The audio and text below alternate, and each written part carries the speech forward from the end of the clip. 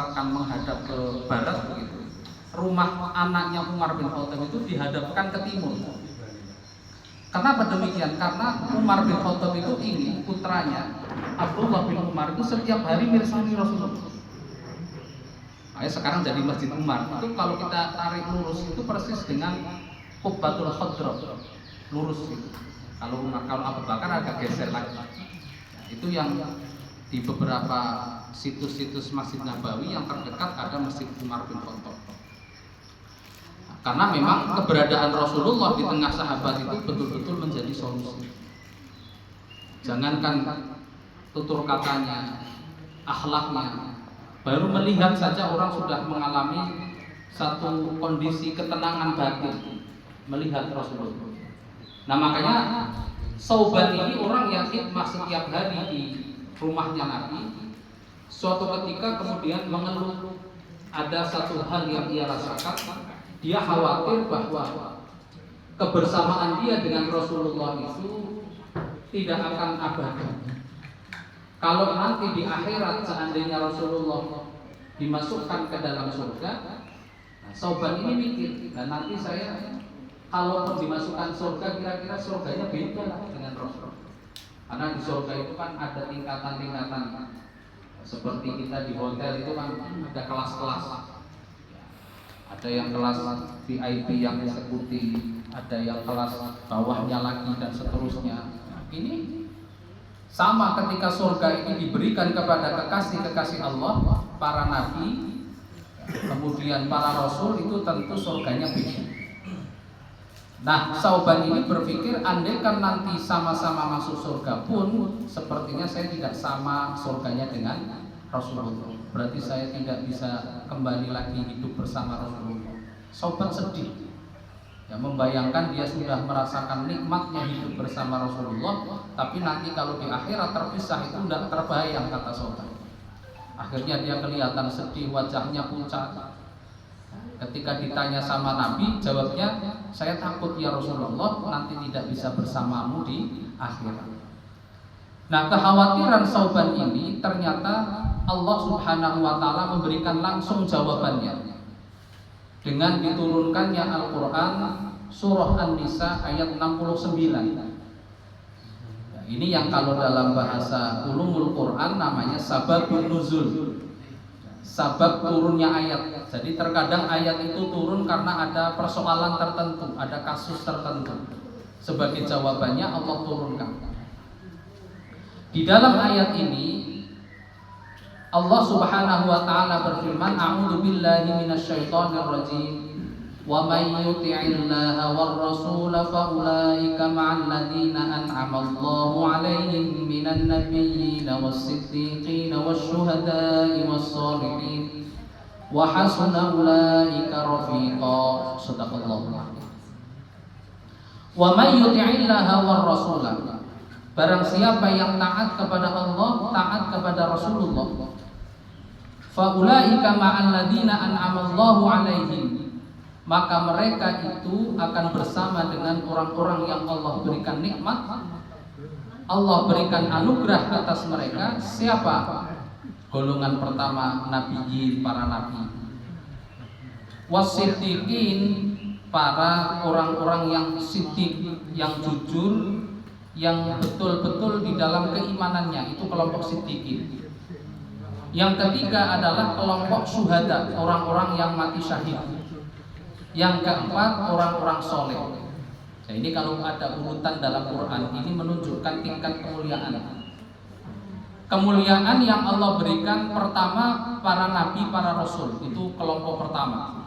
Ini berarti kelasnya VIP. Yang pol-polan ini VIP, itu kelas nabi, kelas para rasul. Yang kedua Allah sebutkan siddiqin. Siapa siddiqin ini? Siddiqin itu adalah orang yang antara hati, pikiran, kemudian perbuatan itu menyatu. Itu berarti siddiqin. Siddiq kalau dalam bahasa Indonesia artinya jujur, tapi jujur yang lebih mendalam. Artinya hati, pikiran, perbuatan itu menyatu. Itu baru disebut siddiqin. Sebab untuk mencapai derajat siddiqin ini tentu bukan sesuatu yang mudah.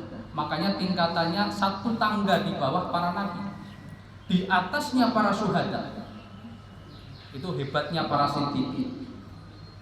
Orang boleh jadi hati pikirannya masih satu, tapi perbuatannya tidak sama.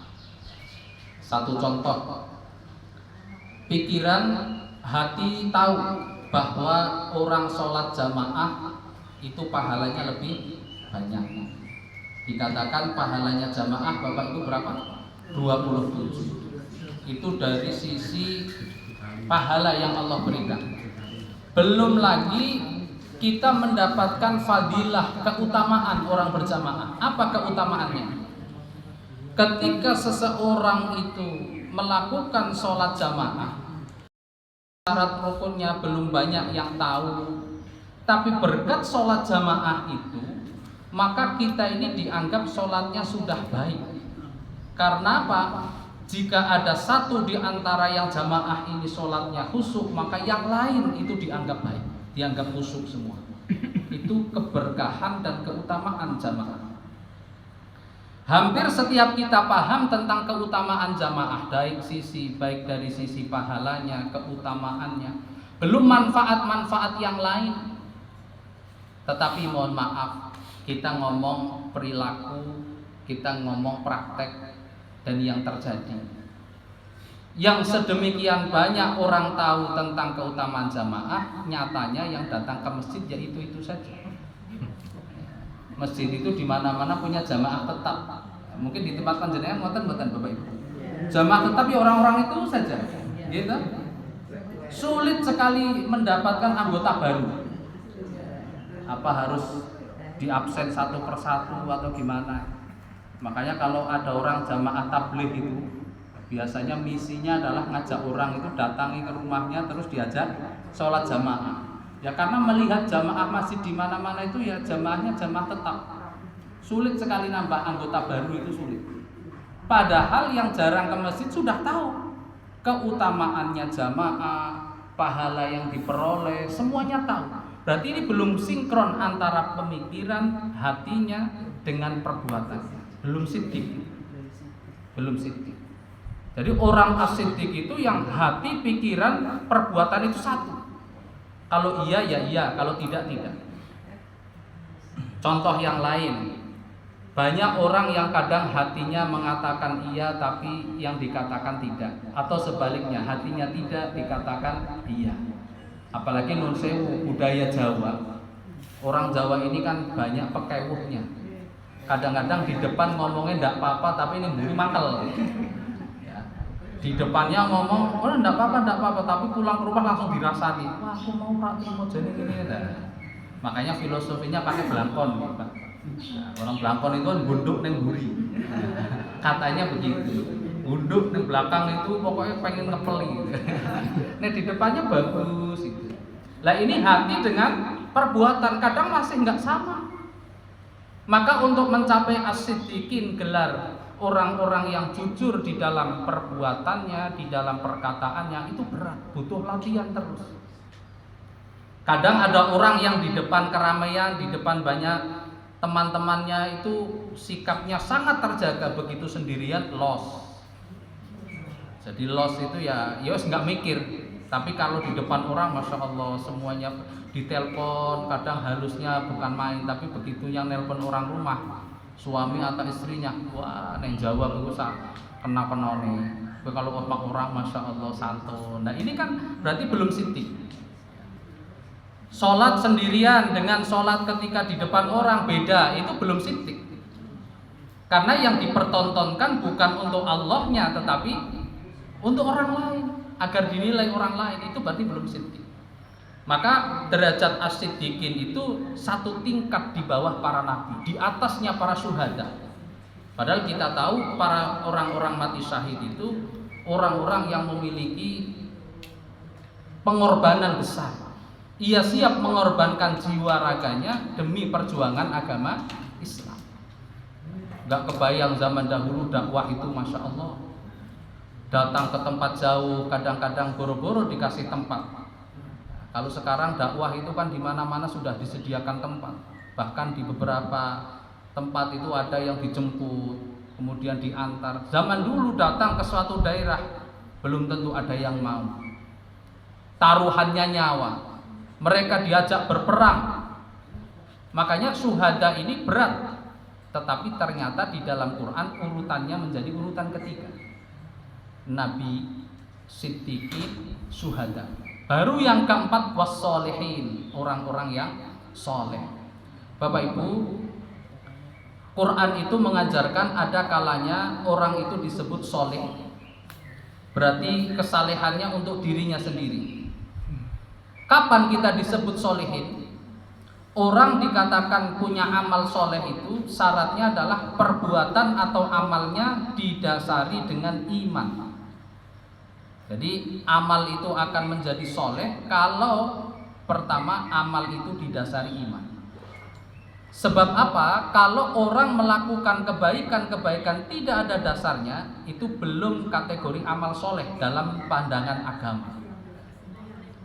Maka kalau kita baca Al-Quran non sewu, kita akan menemukan ayat ketika ada sebutan alladzina amanu, lanjutannya wa amilus solihati.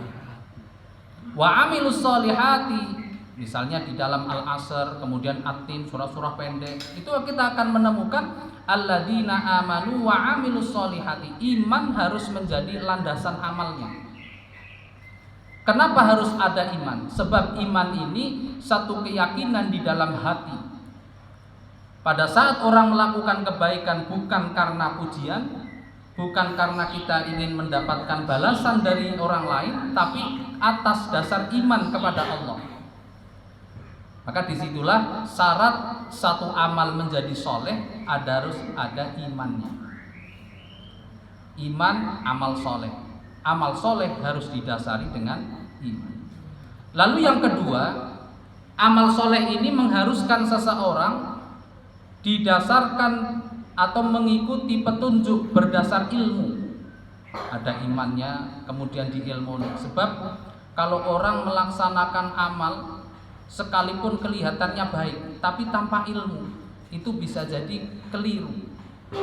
Ada contoh orang lagi semangat-semangatnya ibadah, seneng sholat, saking sregebnya sholat, habis subuh sholat ba'diyah 2 rakaat, yang lain semesjid nggak ada yang ba'diyah, imamnya saja enggak, dia sholat ba'diyah, Allahu Akbar, terus salam, doa lagi, kemudian sujud. Ini kalau secara kasat mata kelihatannya dia ini paling banyak ibadahnya. Wong yang lain cuma subuh habis itu zikir pulang, lah ini tambah sholat. Nah, itu kan kelihatannya paling banyak. Tapi ternyata yang dilakukan ini tidak sesuai tuntunan, tidak berdasarkan ilmu. Maka yang dilakukan mardudatun la tuqbalu itu tidak dinilai ibadah, itu kesalahan. Maka nun sewu, orang beragama ini tidak cukup hanya semangat. Modal semangat betul harus ada dalam kita beragama, tapi tidak cukup dengan semangat saja. Kita butuh ilmu agar apa? Amal yang kita lakukan ini berdasarkan ilmu, bukan hanya ikut-ikutan. Sebab hari ini kadang orang banyak yang asal ikut sana, ikut sini, padahal tidak tahu dasarnya. Termasuk diantaranya yang sekarang terjadi itu apa? Di era keterbukaan informasi ini, banyak orang yang kadang-kadang tidak sesuai apa yang ia pelajari dengan kelasnya. Non sewu ngeten. Ketika kita melihat tayangan-tayangan, kadang ada banyak perselisihan pendapat ulama A, ulama B, itu sering terjadi. Kalau kita belum paham tentang perselisihan ini, bijaknya, sebaiknya kita tidak ikut terlibat. Karena apa? Perdebatan para ulama itu perdebatan persoalan ilmu. Sehingga kalau zaman dulu banyak perdebatan antar satu ulama dengan ulama yang lain itu nggak pernah jadi konflik. Tapi kalau sekarang, orang-orang sekarang yang ikut terlibat dalam konflik perbedaan pendapat ini justru memicu konflik, memicu perpecahan. Banyak saya mengamati itu, ada misalnya bapak ibu punya ustadz atau mungkin ada ustadzah atau siapa di dalam medsos atau mungkin di YouTube, pendapatnya A. Lalu yang lain ada lagi dia senang dengan ustadz B, pendapatnya berbeda. sama-sama di-share dalam satu grup, yang satu pro, yang satu kontra. Ini kalau tidak dipahami dengan baik, kadang-kadang malah jadi konflik, menjadi tidak sehat. Kenapa bisa terjadi seperti itu? Karena basic atau yang mendasar dari agama, pendidikan tentang agama, pengetahuan tentang agamanya belum cukup untuk membahas tentang perselisihan. Kalau yang sudah paham itu santai. Kita ambil contoh perbedaan antara Imam Syafi'i dengan Imam Malik. Imam Syafi'i itu muridnya Imam Malik. Berarti Imam Malik lebih senior. Imam Syafi'i pernah istifadah berguru kepada Imam Malik. Tetapi ada beberapa hal antara Imam Syafi'i dan Imam Malik itu berbeda. Perbedaan ini disikapi tetap dengan kebijaksanaan. Tidak ada yang namanya Imam Syafi'i musuhnya Imam Malik, menjelekkan Imam Malik, atau sebaliknya, tidak ada. Salah satu perbedaan yang mudah kita lihat dalam hal sholat, misalnya Imam Syafi'i itu kalau subuh kunut, ada doa kunut, itu berarti Imam Syafi'i. Cuma sekarang di Indonesia itu dikira kalau subuh kunut berarti NU, kalau yang nggak kunut berarti Muhammadiyah. Loh, ada dulu sebenarnya ini persoalan madhab, lebih dulu sudah ada. Sekarang itu gampang, NU Muhammadiyah kunut berarti NU, yang nggak kunut berarti Muhammadiyah. Sebenarnya ini persoalan perbedaan pendapat. Imam Syafi'i subuhnya kunut. Bapak Ibu, ketika kita melacak sebenarnya Rasulullah seperti apa, kok bisa terjadi perbedaan? Disebutkan di dalam hadis itu Rasulullah melaksanakan doa kunut 1 bulan ketika terjadi persoalan yang sangat genting. Tapi kunutnya Nabi itu kunut nazilah. Kunut nazilah itu kunut menolak persoalan-persoalan yang genting, kayak dulu waktu zaman Covid, Bapak Ibu. Covid itu kan ada situasi darurat yang di luar batas kemampuan manusia, itu kesunahannya ada kunut nazilah. Jadi kunut untuk menolak, doa untuk menolak adanya wabah, kemudian hal-hal yang genting terjadi. Rasulullah pernah melakukan doa kunut dalam situasi seperti itu. Tapi tidak hanya di sholat subuh. Ini kalau kita lacak dari hadisnya. Imam Malik melihat hal ini, pendapat beliau berarti kita ikuti apa yang dilakukan oleh Rasulullah. Ya kunut itu kunut nazilah, ketika ada situasi tertentu baru lakukan kunut. Tapi pendekatannya Imam Syafi'i lain. Dalam pandangan Imam Syafi'i, sesuatu yang pernah dilakukan oleh Rasulullah meskipun sekali tetap itu satu kebaikan. Ini istilah dalam bahasa usul fiknya namanya qiyas, analogi. Sesuatu yang pernah dilakukan oleh Rasulullah meskipun sekali itu tetap satu kebaikan. Buat pembanding, buat contoh yang lain, misal Rasulullah itu beberapa kali puasa Senin, puasa Kamis. Tidak setiap, tidak selalu, tapi sering beberapa kali Rasulullah melaksanakan puasa Senin atau puasa Kamis. Tidak selalu. Kalau selalu nanti jadi wajib. Jadi kalau yang dilakukan Nabi terus itu nanti bisa jadi kewajiban untuk umatnya.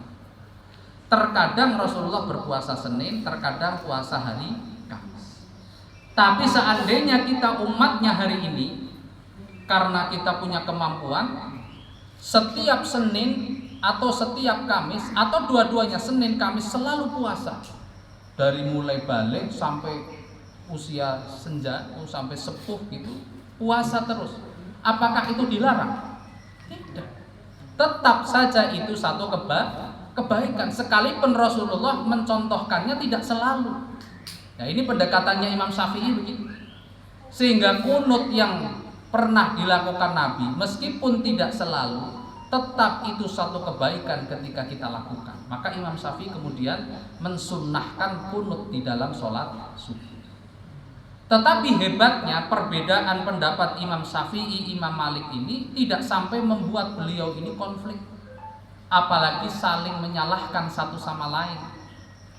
Yang terjadi justru makin menguatkan. Misal ketika Imam Syafi'i datang ke tempatnya Imam Malik, yang tahu di situ basisnya orang-orang yang tidak kunut. Imam Syafi'i tidak kunut. Begitupun ketika Imam Malik berkunjung ke Imam Syafi'i, yang tahu murid-muridnya Imam Syafi'i itu menjaga kunut, Imam Malik dan murid-muridnya pun sholat subuhnya kunut. Loh, ini kedewasaan di dalam berbeda pendapat. Tapi kadang kalau orang yang tidak punya dasar ilmu, beda sedikit itu langsung konflik. Gara-gara yang satu mihak si A, yang satu mihak si B, akhirnya musuhan. Ini yang sering terjadi Bapak Ibu sekalian. Nah, kembali lagi, jadi persoalan soleh di dalam melakukan amal itu harus ada dasar ilmunya. Dengan ilmu ini, apa yang kita lakukan menjadi ada nilainya, terarah. Ilmu yang akan menunjukkan kita kepada jalan yang benar. Termasuk, mohon maaf, karena begitu pentingnya ilmu, hari ini umat Islam itu sudah mulai untuk dijauhkan dari sumber-sumber ilmu pengetahuan. Kita akan melihat beberapa waktu yang tidak lama kemarin itu betapa orang-orang sudah mulai menyinggung persoalan pesantren, membuat stigma negatif tentang pesantren, sehingga orang ini mulai agak curiga dengan pesantren. Sebagian keberatan ketika memasukkan anaknya ke pesantren. Ini sudah mulai bagian skenario besar para pembenci Islam ini untuk menghancurkan Islam dari dalam. Karena salah satu di antara cara menghancurkan Islam dari dalam itu apa? Jauhkan dari ilmu. Ketika umat Islam sudah jauh dari ilmu, dijauhkan dari sumber-sumber ilmu pengetahuan, dijauhkan dari ulamanya, dijauhkan dari lembaga pendidikan Islamnya, makin lama umat Islam ini makin mudah untuk dipancing-pancing, diprovokasi. Sedikit ada perbedaan langsung muncul emosi. Akhirnya apa? Perpecahan di antara umat Islam. Nah, Bapak Ibu sekalian, jadi amal soleh yang dimaksud di dalam Quran, wassolihina, orang-orang soleh itu adalah mereka yang melakukan perbuatan kebaikan didasari iman, didasari ilmu, sehingga akan naik statusnya menjadi amalun soleh. Dan siapa yang melakukan amal soleh ini, Allah janjikan, man amila solihan min dzakarin wa unsa wa huwa mu'minun falanuhyiyannahu hayatan thayyibah.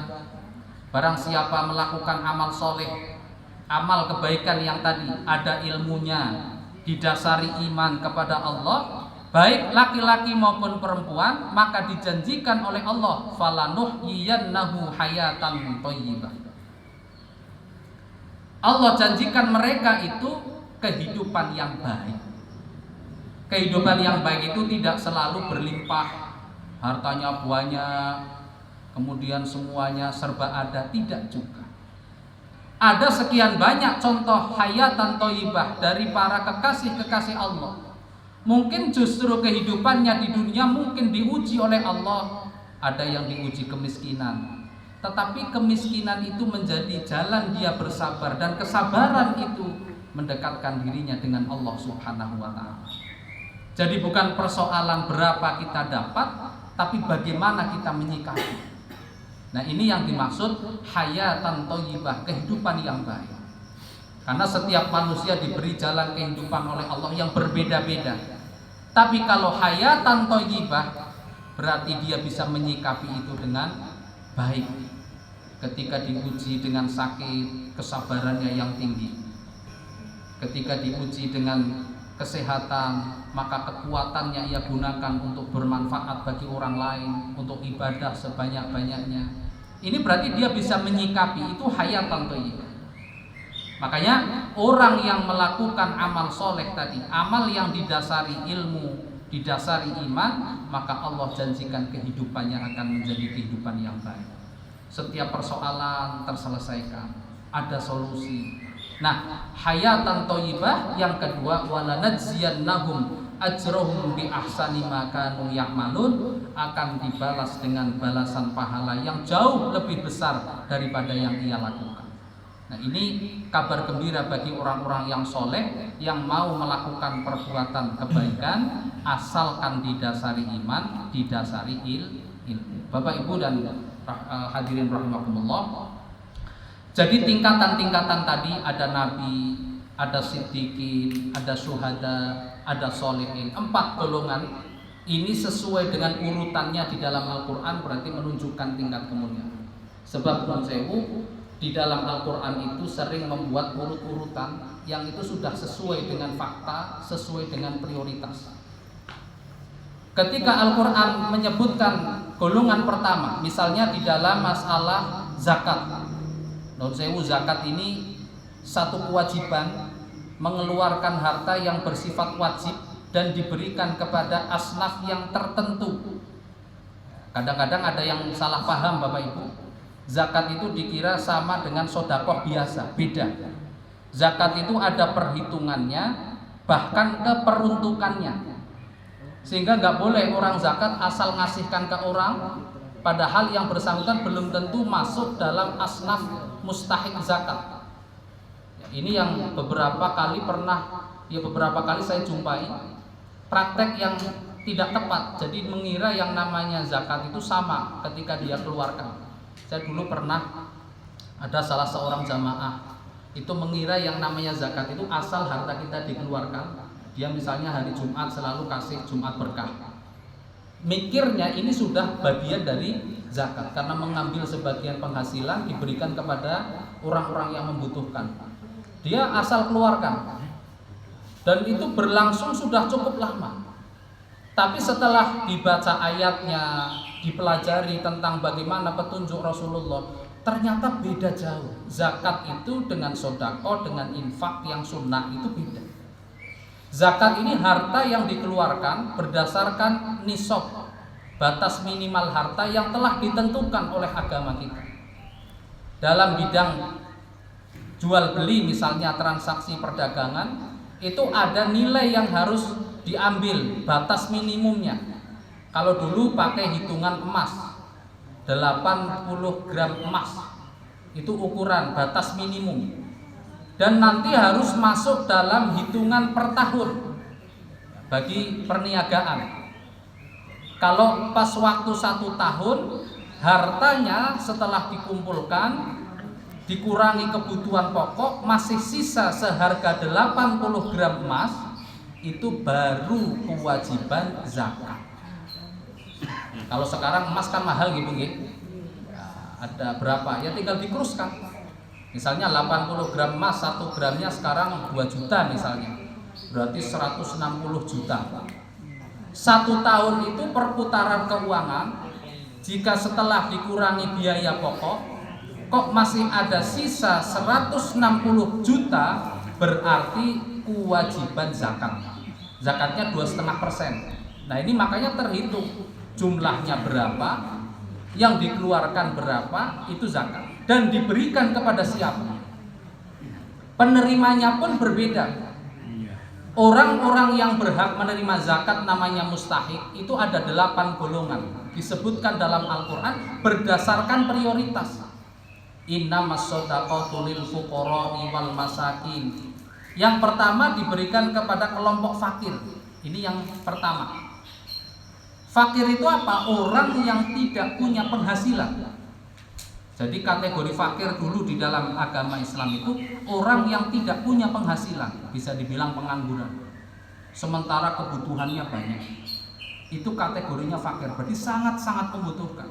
Orang yang habis putus kerja, habis PHK, dia nggak punya penghasilan, tabungannya habis, sedang bingung mikir kebutuhan, itu fakir kategorinya.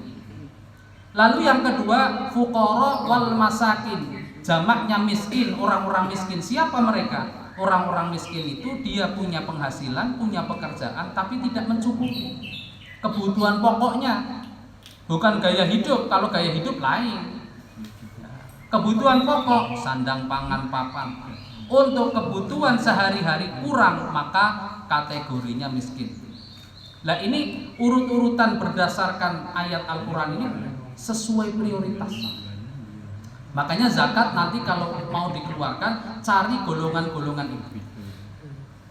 Jadi golongan-golongan yang sudah disebutkan 8 asnaf dari Al-Quran itu merupakan pos-pos kemiskinan pada zaman itu yang sangat-sangat harus diprioritaskan, harus diperhatikan. Beda dengan sedekah. Kalau sedekah itu berapapun nilainya, kapanpun kita mengeluarkan, itu bebas, tidak ada batas minimalnya berapa, hitung-hitungannya berapa, tidak ada. Lalu kepada siapa sedekah ini yang paling pertama diprioritaskan? Orang-orang yang paling berhak untuk menerima kebaikan berupa sedekah infak kita itu adalah lingkaran terdekat minal qorobat. Qorobat itu kerabat, jadi keluarga dulu. Meskipun dari sisi jarak mungkin jauh, ibu atau bapak mungkin ada saudara famili dia kategorinya miskin, maka itu yang harus diprioritaskan sebelum kita membawanya ke orang lain. Ada ikatan famili, keluarga miskin, itu lebih diprioritaskan. Minal qurabai atau kerabat-kerabat itu yang pertama didahulukan. Ini susunannya sudah sesuai dengan ayat Al-Quran. Barulah kemudian kita mengikuti petunjuk sesuai dengan urutan berikutnya itu sama, bahwa semua urutan yang ada di dalam Al-Quran itu merupakan bentuk prioritas yang harus kita perhatikan. Makanya tidak boleh ada orang yang sekarang itu biasanya mengatakan salam dan sholawat, itu kurang tepat sebenarnya. Kan banyak ini yang menerjemahkan kalau pas sambutan, pas MC gitu, biasanya menggunakan bahasa yang kedua, salam dan sholawat kita sanjungkan. Nah ini perlu disampaikan, urut-urutan yang diajarkan Quran itu bukan salam dan sholawat, tapi sholawat dan salam. Udah itu paku, itu sudah paten. Ya, karena perintahnya dalam Quran itu kan, ya ayyuhalladzina amanu shollu alaihi wasallimu taslima. Shollu sholawat, wasallimu baru ulum salam. Maka yang tepat penerjemahannya sholawat dan salam, sudah paten, nggak usah dibalik. Kadang karena kepengen beda saja sama teman-teman, ada banyak sambutan, dia sambutan terus pengennya agak tampil beda, terus diganti yang kedua salam dan sholawat. Nah, itu kan kelihatannya agak aneh ya, agak berbeda dengan yang lain. Tapi kalau kita kembali pada urut-urutan dalam Quran, kita sudah mengikuti sesuai dengan urut-urutannya, yaitu sholawat dan salam. Nah, ibu bapak rahimakumullah, jadi tentang amal soleh tadi, orang-orang yang solehin, siapa yang berbuat amal soleh, ini Allah janjikan kehidupan dunia yang baik, dijanjikan pahala yang sangat besar, lebih besar dari apa yang ia lakukan. Nah, persoalannya, agama ini tidak hanya memotivasi kita untuk hanya menjadi orang-orang soleh. Orang soleh ini baik, betul. Tetapi ada yang lebih baik dari orang soleh. Apa itu? Muslih. Orang yang mau menjadi penggerak kebaikan yang lain. Kalau orang soleh itu pasti dia dicintai. Wong namanya orang soleh itu pasti apian. Dia tidak pelit, dia selalu menolong. Ini orang soleh ini. Di mana-mana pasti dicintai karena dia baik, akhlaknya baik, perilakunya baik, tutur katanya santun, orang soleh. Tapi mohon maaf, ketika sudah mau naik statusnya, tidak hanya soleh secara individu, dia ingin menjadi orang muslim, sudah mulai banyak yang tidak suka. Orang ngajak kebaikan, ini kadang ada yang ajakannya itu disambut positif, ada yang disambut negatif. Ngandani konco niku kadang ada yang menerima dengan baik, tapi ada juga yang justru malah menyerang. Ada orang diajak, ayo mbak ikut ngaji, terus diarani sok-sokan, dikira kita itu ngajak sok-sokan. Ada orang di tengah temannya yang lain lagi mungkin hura-hura melakukan hal-hal yang tidak pantas, kemudian dia pulang duluan, dia nggak mau ikut, dikira sok-sokan, sok suci. Ini resiko-resiko yang mungkin terjadi ketika orang sudah mulai mengajak kebaikan. Woro-woro misalnya mengingatkan teman, ayo jangan lupa sholat malam dan sebagainya, nanti ada yang mencibir. Itu resiko yang dialami oleh orang-orang yang mencoba menjadi muslim. Apalagi di lingkungan secara umum, kalau orang ini sudah menegakkan amar ma'ruf nahi munkar, mulai melihat lingkungannya mengajak kebaikan, itu kadang-kadang yang terjadi justru yang mengajak kebaikan ini jadi sasaran. Maka tingkatan orang yang muslih, orang yang mau mengajak kebaikan orang lain itu naik levelnya. Nah Bapak Ibu sekalian, jadi apa yang dialami oleh Sauban Maula Rasulillah, budak yang dihadiahkan kepada Nabi itu mendapatkan jawaban bahwa siapa yang taat kepada Allah, taat kepada Rasulullah, mereka itu kelak di hari kiamat, besok di akhirat mereka akan bersama dengan 4 kelompok tadi. Kelompok Nabi, kelompok Siddiqin, kelompok Syuhada, kelompok Sholihin.